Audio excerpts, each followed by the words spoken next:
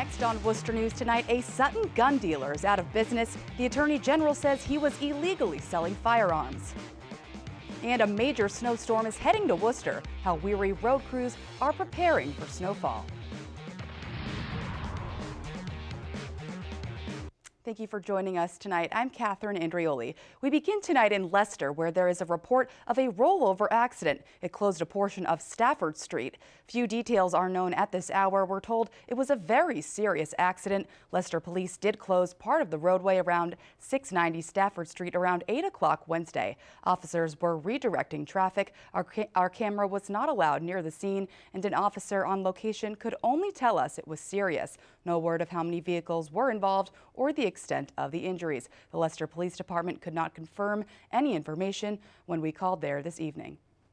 A gun dealer is surrendering his license to sell firearms. The Attorney General's office says he illegally sold guns out of his Sutton home and violated state laws. The AG's office released information today saying Martinello Quality Firearms violated state handgun safety regulations by selling Glock handguns without load indicators or magazine safety disconnects. According to the AG's office, the business operated out of Martinello's home in Sutton. He has agreed to surrender his license and also pay $10,000 to the state. We reached out to Martinello, who did not want to speak with us about the investigation. A major storm is heading our way tonight with heavy snowfall expected to start early Thursday morning. DPW crews are working to try and stay ahead of the storm. Millbury's DPW says crews have been preparing since early Wednesday morning for the nor'easter, which is expected to bring 8 to 14 inches of snow to the Worcester area. The town's DPW says crews have been working around the clock to coat streets with salt before the storm hits early Thursday morning. To treat the roads, pre-treat the roads with salt right when the snow actually starts falling. The first signs of precipitation, we go out with the salt trucks to treat the roads so that the snow doesn't have a chance to stick to the street. Plow drivers across central Massachusetts tried to get a little bit of rest today before going back to work. Clearing the streets for Thursday's storm could be a big job for crews who have already been busy this week. Our Olivia Lemon has the story. Uxbridge Highway Department crews worked a long day Tuesday and were back treating roads early this morning. Now the department is gearing up for a major snowstorm. We're putting all the plows on the trucks, we're loading all the trucks, and we're just getting everything ready. Around a foot of snow could fall in Uxbridge and across parts of central Massachusetts Thursday. Highway Supervisor Paul Moranti says workers will be out on the roads before the first snowflake and could be looking at up to 18 hours of work if the forecast he's looking at is correct. These guys, I'll tell you, I got to give them credit. They're troopers, and they're always here when we need them. And it's a lot of hard work. People don't realize it's a lot of hours. Moranti says if 1 to 2 inches of snow falls an hour, roads can become completely covered in about 30 minutes, and conditions can become dangerous. The way they're talking, it's going to come down. Hopefully people that don't have to go to work can stay home.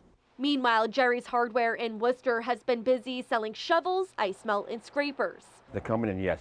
I'm not sure how tomorrow's going to be, but today's it's really busy. Owner Tom Pacina says some snow and ice isn't all bad because it brings in business. The phone's been ringing off the hook. You got ice melt? You got? Oh, yep. Come on down. We got plenty. Back in Uxbridge, they'll have more than 50 trucks ready to cover 100 miles of town roads. And Moranti says they're already looking at the possibility of another storm this weekend. They're saying, coating to an inch, I think Friday night, Saturday, and Sunday. So these guys, we'll be pretty sleep deprived. Olivia Lemon, Worcester News Tonight. A winter parking ban is in effect for the city of Worcester, but tonight you can park for free in 5 of the city's parking garages. The city manager has waived parking fees at 5 municipal parking lots, including the Union Station garage, until 7 a.m. Thursday. The city says they don't want to tow cars and need the community's help for a smooth plowing process. You can find a full list of those garages offering free parking on the City of Worcester's website. Icy conditions overnight led to issues across our region in Worcester. Residents in one neighborhood say they were stranded for a few hours this morning due to a sheet of ice on their roads. Our Rosalind Flaherty has the story. Residents in this Worcester neighborhood woke up to what they call a dangerous situation Wednesday morning. Solid ice. And what woke me up was my neighbors chipping their windshields, trying to get their doors open. Donna Bergen has lived on Wedgwood Road for 47 years. She says they call the area the frozen tundra. Always frozen. And it's not unusual to have it like that. A neighbor on nearby Terrytown Road sent Worcester News Tonight this picture of an ice-covered roadway. Many in the area say they couldn't leave their homes. I had an appointment at 7:30 and the road was just sheer ice. It hadn't been touched at all. I called and canceled it because there was no way I was going to get off the road. The city says about 60 pieces of equipment were out treating the roads into Wednesday morning. Tim Kelly was watching TV Tuesday night when he heard a loud bang against his house. We came out and found this sand truck on our property. The truck from BK & Sons Paving was treating the roads when it struck the house. Kelly says his road was very icy and the driver was bleeding from his forehead. He got himself out and tried to get him a towel, and he was disorientated a little bit and then just walked away. The sander caused damage to Kelly's porch and it left a pile of sand in his yard.